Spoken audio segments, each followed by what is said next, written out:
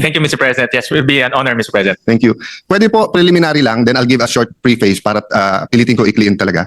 Tama po ba that ARTA covers all departments, all agencies, instrumentalities of government?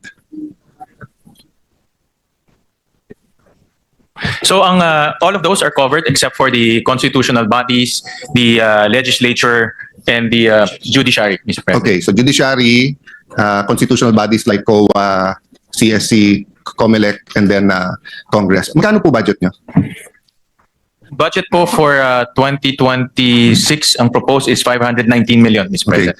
And more or less, magkano po, sorry Chairman, you might not be, or we can go back to it, but more or less the ombudsman is 4 or 5 billion, di ba something? It's about 6 billion, Mr. 6 President. billion. And the COA is around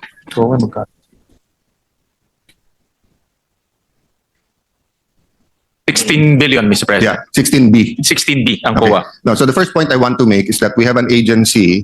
I'm not saying you're really good. I'm not saying you're really bad. The officials there. I'm just saying an objective look at it. Merong kang ombudsman na sakop lahat. Kasama yung tatlo na sinabi niyo po kanina. Pero may 6B.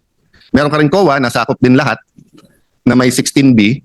Pero may anti-red tape ka na 519B. So Million. Million. Yeah. So my point is, I might criticize a little bit now, but I want to temper it that we're also not giving you what you need to be able to cover all the agencies. Okay, so this part of the preliminary. So given the limited budget and personnel, what do you focus on? What does the head of the ARTA and his team now focus on? Is it more systems? Do they look at the part? I mean, diba, with a limited budget and such big scope, you have to prioritize. No? Nutshell lang naman, Mr. Chairman. I mean, I don't expect naman. I know everything is a priority, but when everything is a priority, nothing is a priority. So, given their budget, given the time limitation, are they focusing on the digital? Are they focusing on frontline? Are they focusing more or less lang po, more or less? I'll not take it against them pag hindi nasama sa focus. No? Yeah. Baka, Mr. President, based doon sa aming budget hearing, ang focus ho nila is first yung systems. They also analyze the systems, let's say, of LGUs and agencies. Nagbibigay sila ng suggestions. They also analyze the systems of different sectors like the telecom sector, like yung business sector. So that's one. Number two will be digitalization. Ito napag-usapan ho namin sa hearing din na we cannot fight red tape without digitalization. So yan din po yung kanilang isang binibigyan ng focus. And also accountability, of course. So meron ho silang mga accountability mechanisms to make LGUs, NGAs, and government agencies accountable if they are not fighting red tape. So yun po yung tatlong focus nila, Minority Leader. Thank you for that, Mr. Chair. So, given that, I'd request the Chair to study if they can give us the right answers kung if we give them additional money, saan nila ilalagay. So, dito ko na i-preface, no? Kasi ang pagkaintindi ko, when I first entered government, ang tingin ko sa graft and corruption, iisa yon. So, whether it's bribery, direct, indirect bribery, malversation, humingi ka ng projects, graft and corruption yon. But later on in my life as a public servant, it was explained also to me, and I saw it with my own eyes, that if there are unreasonable delays, inefficiencies, maaring hindi kumita ang isang public official, pero graft yun. So in my mind, dun ko, I'm not supplanting my own definition with the law. Of course, the law is very clear, whether it's RA 6713 or the plunder law or the revised penal code. Ang sinasabi ko lang, Mr. Chairman, di ba na, klaro yun pag sinabi mong halimbawa, si letter A, may ganitong project, hindi na ginost nila, hati-hati sila, 20, 20, 30, 30. Klarong graft and corruption. Etong frequency na to, maganda. Wag na natin i-bidding. Bibigyan ka ng 50 million, ibigay mo. Klarong corruption yung mga yon, di ba? But yun nga, for example, an agency delays approval of something wittingly or unwittingly, whether, wag mo na sabihin, walang malis, hindi kumita, walang kinita, hindi siya galit sa applicant. For example, no, ngayon, let's say, Sexani is here para sa DepEd, di ba? Na for one reason or the other, delay after the delay, we didn't build classrooms. So every year that you don't build classrooms, and if it takes 2 years for a multi-level, meaning more than 2-3 floors na classroom, di ba? Every year may students kang nagsasuffer, di ba? Or kaya wala pa tayo sa discussion na to sa DPWH pa, pero ang flooding will continue. Pero kung wala tayong flood control funds next year, walang mag-a-accuse sa atin ng graft.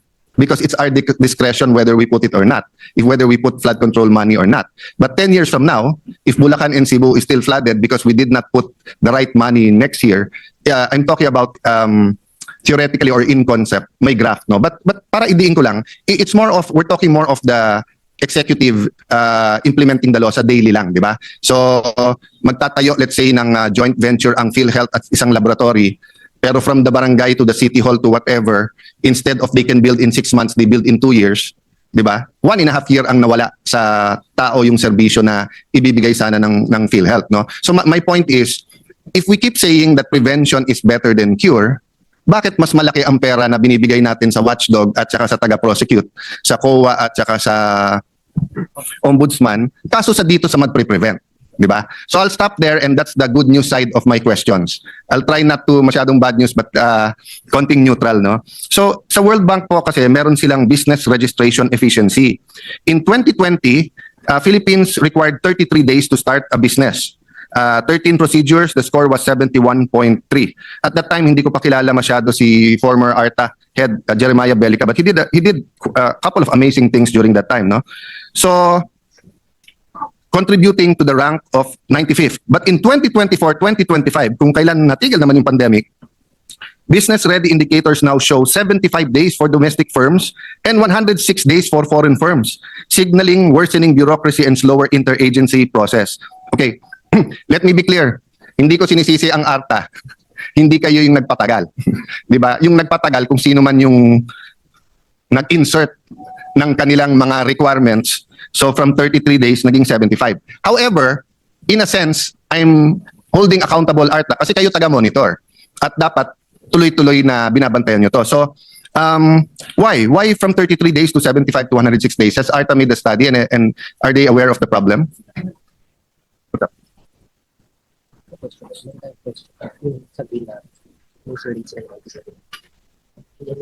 Dito po sa Be Ready business Be Ready report, nasa second quintile tayo, top 40% of the 50 economies. Admittedly ho, malayo ho yan, top 40 meaning nasa kalahati lang ho tayo. Ang target po ng ARTA is to become hopefully top 20 by 2028. So yun po yung kanilang target. Yes, Mr. Chairman, I'm not so much for that statistics kasi nga kontrolado lang natin Pilipinas na karaniwan hindi pa nga. Hindi naman natin kontrolado gaano ka-efficient ang Singapore, ang Japan, etc. No? More concerned ako doon sa kung totoong from 33 days to 75 days. Ba't nagkaganon? Di ba kumbaga parang nagkasakit tapos nung nabinat, mas masama pa. True story to Mr. Chairman, before the pandemic, I was just walking sa Fort. I think sa Toby's Estate, favorite ni Ate Pia na coffee place. Yung sa likod ng Shangri-La, di ba? It's nice to walk there. So, I was having coffee there. I met a Singaporean couple and parang tingin nila sa BGC Taguig is parang Little Singapore. So, nung nalaman nila asawa ko yung mayor, they were asking, ganyan, madali bang magtayo ng business? So, tinanong ko lang pabalik sa kanila, how long for to put up a business sa Singapore? Sabi niya 2 to 3. So sabi ko 2 to 3 weeks, 2 to 3 months. Tapos while I was asking, parang gumano na sa mind ko na baka naman 2 to 3 days, nakakaya naman tanong ko 2 to 3 weeks. Sabi na no, 2 to 3 hours. Okay, so siguro malayo yung 2 to 3 hours sa 33 days. Ngayon 75 days. I mean, if you are as shocked as I am, we don't have to finish this now and today. But can you prioritize that? Kasi, you know, it's a cycle. If we collect more, if there's more business, you collect more taxes, more people have jobs, we will spend less on, diba? Anyone making a lot of money will not go to public health centers, will not go to public school. Then we can also give you more money. But is there, I mean, Mr. Chairman, are they as shocked as I am here, or is there some kind of, I mean, suddenly ba may bumagal lang ba, or may nag-add ng mga requirements? Bakit naging ganito? Or have we talked to the World Bank to ask them, apples to apples ba tong 2020 nila na 13 procedures, 33 days? Paano talaga naging 75 days? Tapos pag foreign firms, no? Alam niyo po, Mr. President, I think, I don't know the specific statistics now, but at one point in time, I think Singapore got 40 to 70% of all American investments in Southeast Asia. No, and one way to do it, nagkaroon sila ng department, tagaligaw ng foreign investments, tapos one-stop shop. We can argue that they're a city-state, di ba? But parang nakikriticize ang presidente, billion ang gastos pag nag-abroad. And I'm not talking about President Marcos. Each and every president I've known have been criticized for going abroad. May figure sila ng promised foreign investment. But kung foreign investor ka and you go to Vietnam and it takes you 30 days, for example, I don't know how fast or slow, but you go to Indonesia, Malaysia, Vietnam, Singapore. Wag na Singapore kasi napaka-efficient talaga. Above the rest ang Singapore. But let's say you go to Malaysia, Vietnam, or Indonesia and you can put up a business in 30 days. You can argue na, pero ang Malaysia, ilan million sila? 40 ba? 60. Ang Pilipino, 110 million. So baka mas maganda market dito. Pero ang Indonesia, 300 million eh. So parang, we're throwing things in the wind if we keep saying that ang problema lang kuryente, ang problema lang labor. Tapos it takes 100 days just to put up a business. And after this, I'm going to BIR taxes, which is even worse. So Mr. Chairman, just before we leave this topic, may sense ba yung ARTA or may ongoing bakit naging explanation ba't naging 75 to 106 days? Well, to be honest, Mr. President, ako nagulat rin ako dahil nung nagkaroon ho tayo ng ARTA, ang na-expect ho natin, mas bumilis yung proseso, especially ngayon that internet is commonly used already. So I was also surprised. Natanong ko nga si DG, bakit lalong naging worse yung ating starting up a business? Naging doble yung number of days to start a business. So for me, that's no excuse kasi basic ho yan eh. Dapat talagang maiayos yan. At yung mga investors, sinabi ko nga kanina, mga investors, ang tinitignan nila yung proseso natin, how fast they can set up businesses, especially mga small and medium enterprises. So there's no excuse, Mr. President, Minority Leader, na nangyari yan.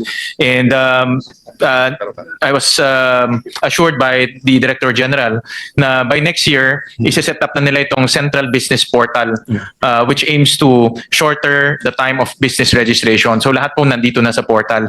This will be a cooperation between the DICT and also ARTA. But I share your sentiments, Mr. President, na may ARTA na nga tayo, dapat nag-i-improve yung process. Ako naniniwala. May ARTA pero panay arte yung ibang mga agencies. Kaya nga ho, so kung kaya ho ng Singapore na 2 to 3 hours, dapat kaya rin ho natin, especially with the use of internet. Mr. President, one thing with the permission of the Go ahead. sponsor and the interpolator, the chair will just interject. I principally authored and sponsored RA 9485. Ito yung nagpasa sa Anti-Money Act way back in 2007. Ang recollection ko, yung original version as passed. No? Pag simple transactions, 3 days. Pag complex, 5 days. Pag hindi na-approve, pag hindi na-actionan, is that 5 days or 10 days? 7 days. Anyway, pag hindi na-actionan, within 3 days, deemed approved.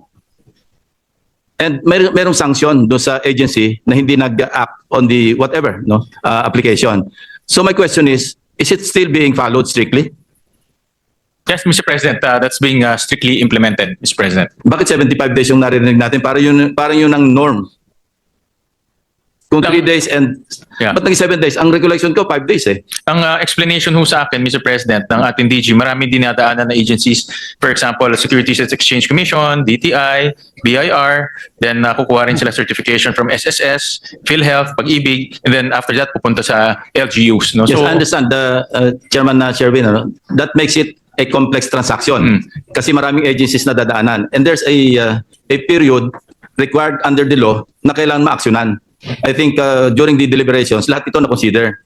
Pagka yung simple transactions, ito yung single agency. So even if there are other agencies involved, merong talagang period required na kailangan ma-actionan, ma-approve or ma-disapprove. Otherwise, deemed approved. So nangyayari ba yung merong deemed approved? Parang wala eh.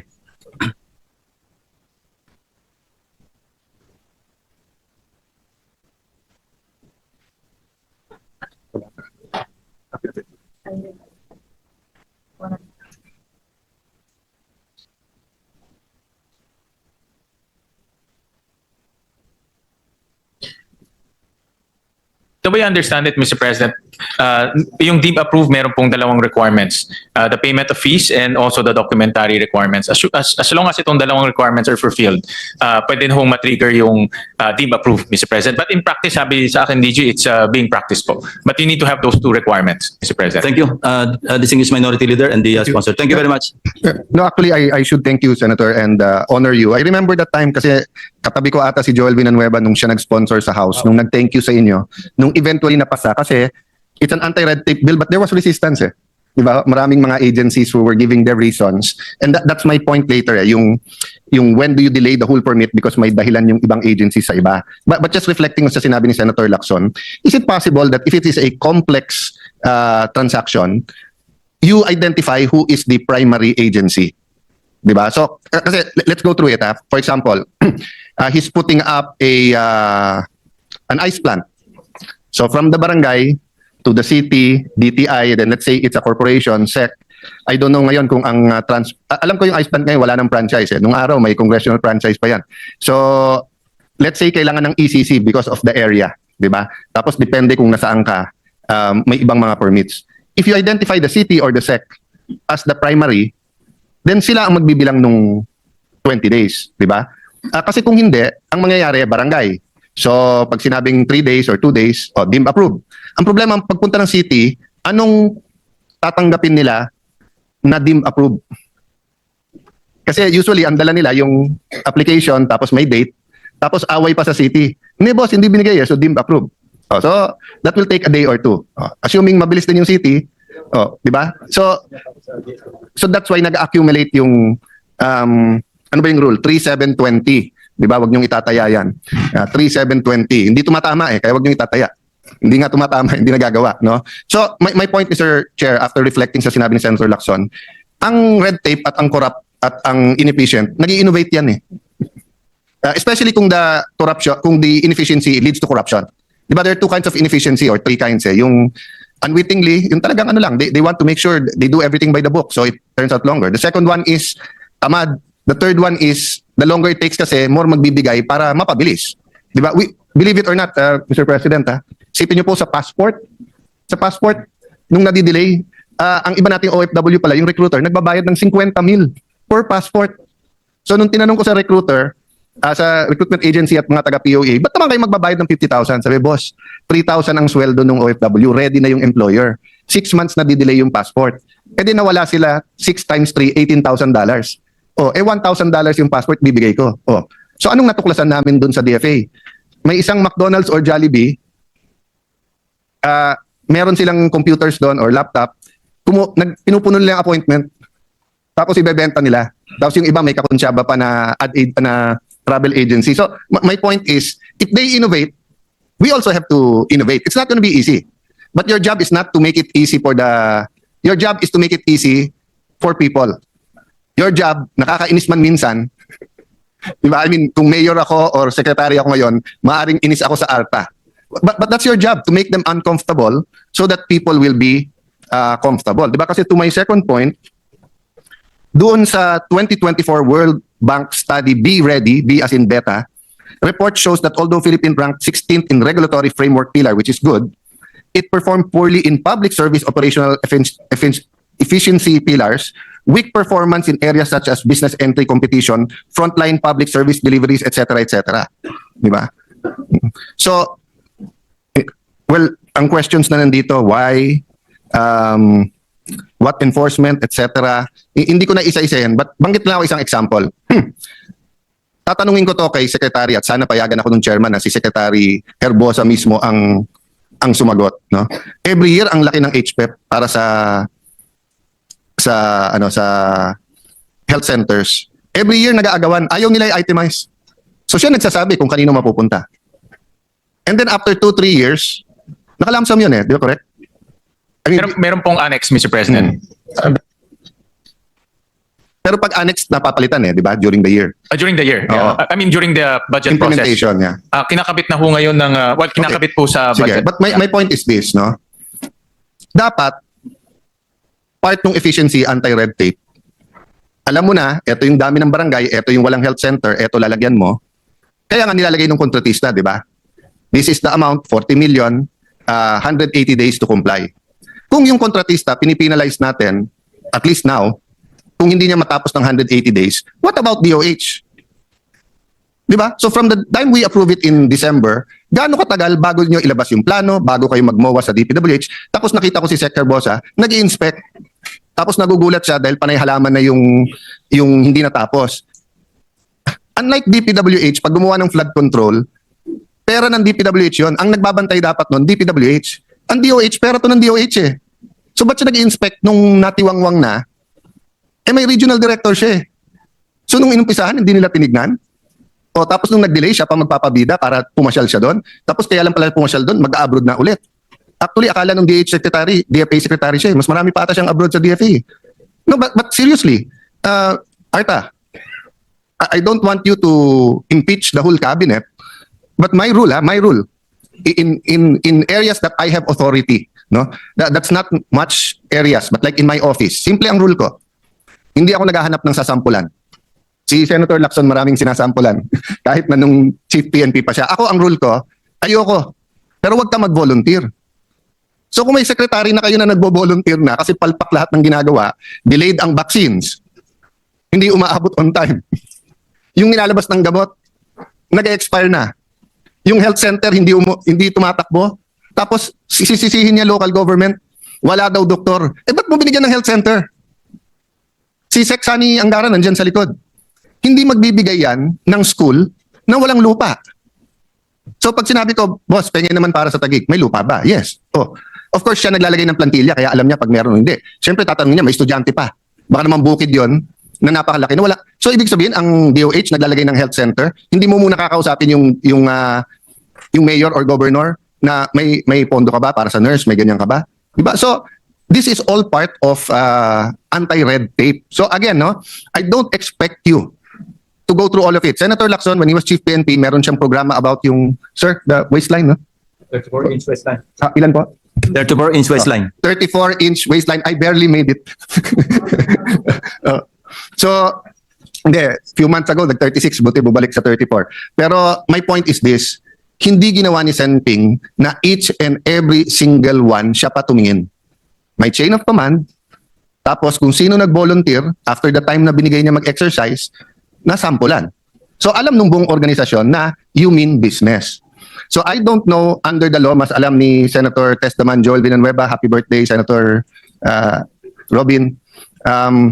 Mas alam ni Senator Ping yung batas sa anti-red tape. But I do know that mula sa kagawad ng barangay or SK hanggang sa presidente, we're sensitive to the media.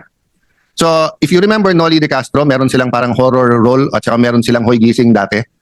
So again, di ba, if all the agencies, all the departments score 85 or 80 or meron 80, may 90, may 95, okay lang eh.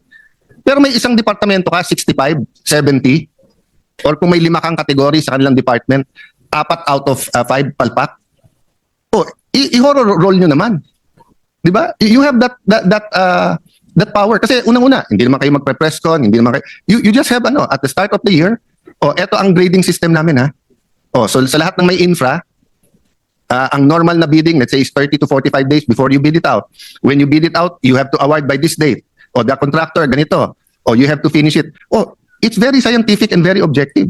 So pag hindi, mapapahiya. So can you imagine, if I was DPWH, DOTR, DOH secretary ngayon at pag-start ko pa lang, may metrics na kayong ibibigay sa akin dun sa Klaro ha. And it doesn't have to be the whole department. I mean, sa DOH, anong pinaka-importante? Anti-stunting, yung first 1,000 days, yung bakuna, tapos primary healthcare halimbawa, di ba? So you don't have to look at 1,000 things. You just have to prioritize and look at all of this, no? May I ask if this makes sense to them and if they can, they have more than a month this year and then come up with it? I think it was it Congressman Sarmiento ba? Or may congressman dati eh. Ang ginagawa niya sa probinsya niya, may index card siya, may indicator eh. Tapos tuwing budget hearing, pupunta siya sa departamento, whether regional department o bibigyan niya ng grade eh. 85 ka boss, 75 ka boss. Tapos nakalagay doon, bakit ka 75? Sa infra delayed, so 60 ka lang. Sa sagot ng telepono, sulat ganyan, 90 ka kasi mabilis kang sumagot, di ba? Thank you, Minority Leader. That's exactly what our Majority Leader suggested earlier na sinang-ayunan ho natin na ang ARTA dapat meron ho silang parang anti-red tape performance review or ease of doing business performance review. Kahit hindi na ho i-gawin sa libro, kahit na i-upload na lang sa internet so that may scorecard all agencies, all GOCCs, pati LGUs para malaman ho natin, Minority Leader, sino yung mga magagaling na agencies pagdating sa fighting red tape, ano yung mga best practices ng iba't ibang agencies and LGUs. Sa ngayon ho, walang ganun. Merong awarding every night pero hindi natin alam kung sino rin yung poorly performing. But kanina, na-mention ko meron silang mga top complained agencies na dapat rin i-publish rin yung para malaman din natin at magamit rin natin during budget hearings. No? And Mr. Chairman, may I suggest, they just pick yung pinaka-frontline at pinaka-importante, education, health, taxation, pili lang kayo ilan. Pero kailangan kasi January 1 or even before that, para fair, sinasabi nyo na, binabantayan namin to. And you know, if they pass, you're still victorious. Kasi they might have passed because nga alam nila eh. Sino ba nagsabi nun yung scientist na by merely observing, nag-iiba ang kilos ng isang tao. That's why nga hindi daw scientific lahat ng studies because if you know you're being observed, umiiba yung kilos mo. So, I'll speed it up, Mr. Chair, dahil alam ko nakiusap lang tayo kay Senator Pia na para ituloy yung DSWD. But may I take advantage that Senator Joel, Senator Lacson is here, Senator Pia, sa Ways and Means naman siya.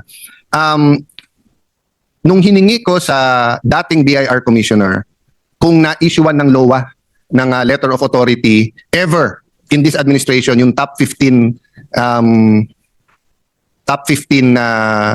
contractors, sabi niya kailangan executive session. Kailangan naman mag-move tayo para dun lang. Kaya sabi ko nga sa kanya, I think Senator Marcoleta pa ang chairman nun, sabi ko, baka naman pwedeng 5 minutes break, officially it's an executive session, iabot mo sa amin. No? The reason why I ask this, kasi lahat halos ng businessman, maliit, medium, malaki na nakausap ko, pati oligarchs, nalulunod daw sila sa LOA. So so I wanted to find out, is it everyone, including yung contractors or iba lang? And I think it was Senator Erwin Tulfo and there was another, mga 3 senador yung nag-bring up nung sa LOA sa BIR. Senator JV has been active on it lately. I've been mentioning it in general. Yung former BIR commissioner, I saw him just before the SONA, I think this last SONA. At sinabi ko, pare, grabe na ang reklamo sa LOA. At saka dati, isang LOA, isang taon. So isang LOA, isang luha. Ngayon daw, iyak ng iyak parate. And di ba na kung iiyak sila kasi nga, they underpaid. Di ba? So kung sila nandaya na LOA ka, buti nga sa'yo. Di ba?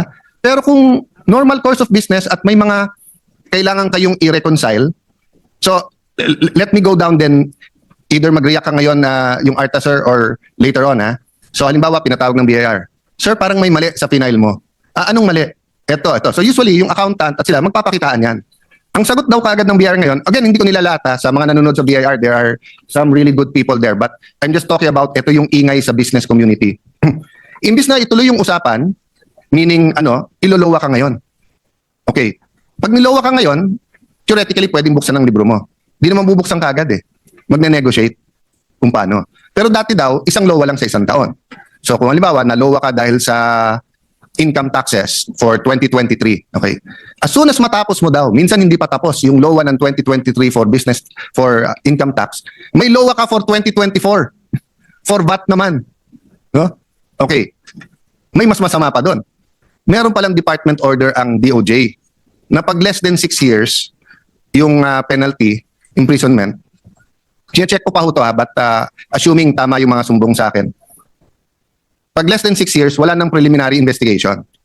So nangyari yon sa Taguig. Tumawag sa akin yung isang businesswoman, sabi sa akin, sir, may ganito, ganyan, pero natatakot yung brother ko, siya na mamahala sa business kasi sa ibang lugar daw, bigla na lang warrant of arrest. So of course, I tried to assure them na in Taguig, we follow the law. Hindi under the mayor ang fiscal, judge, BIR, but we follow the law.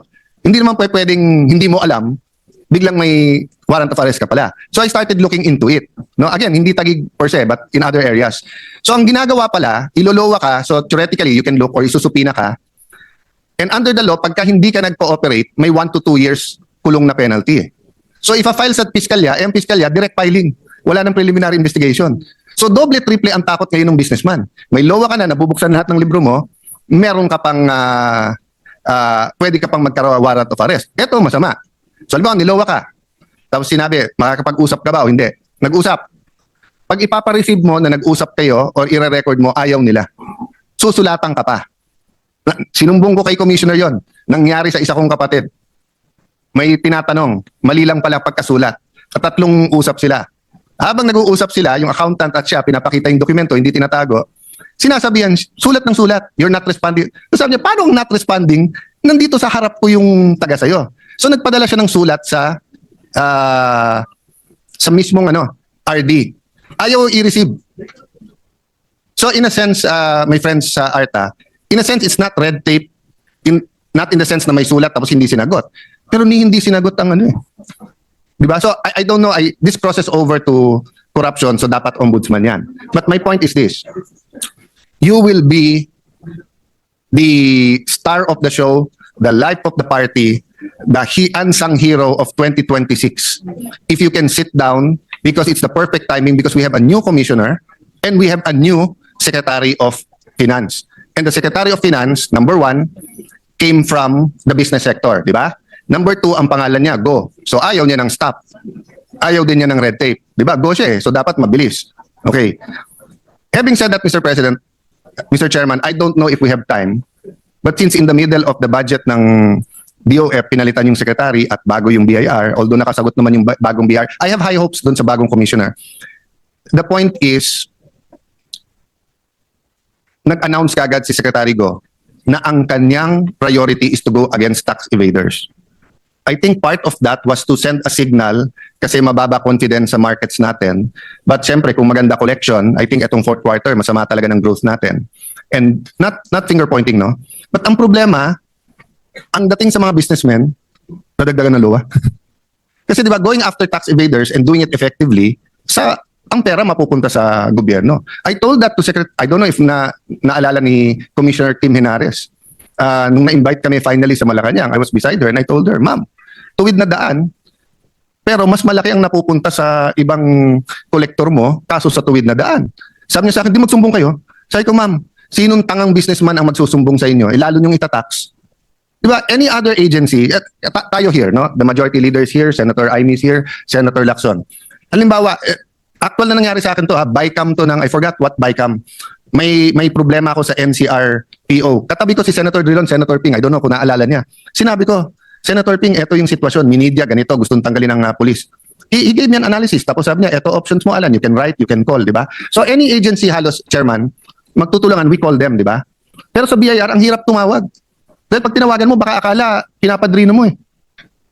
Baka akala, paano kung totoong tax evader yon o paano kung talagang hindi yan yung libro, di ba? So, my point is, in every crisis, there's a big opportunity.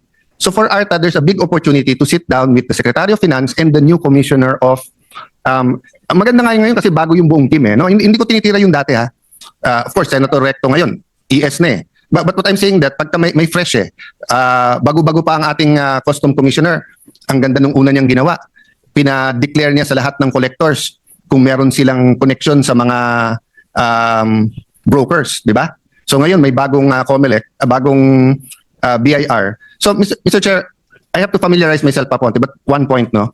Yung LOA na yan, di ba nasa, well, you were former Ways and Means, eh, so you probably know it better. Di ba, I think it's section 6, no? Meron ba dyan? Yeah. Okay.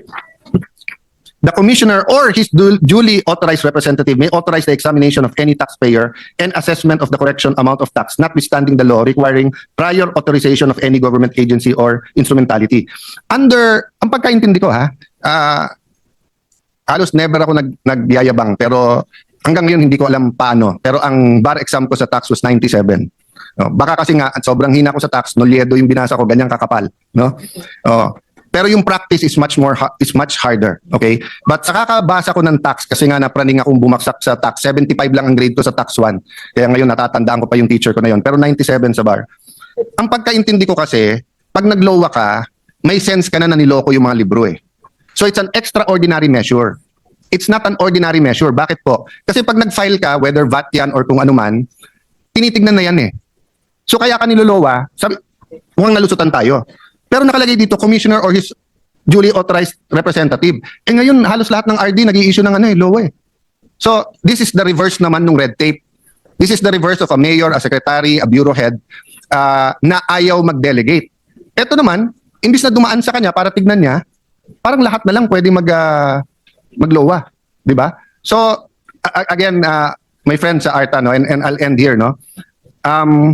Prevention, first principle, we can argue with facts, we can argue with opinions, we can argue with, dapat nga facts, hindi tayo nag-argue, pero principles, we cannot argue, di ba? So let's agree, prevention is better than cure. 2, If you have too many priorities, you do not have any priorities. That's a principle. Kailangan focus tayo. Okay.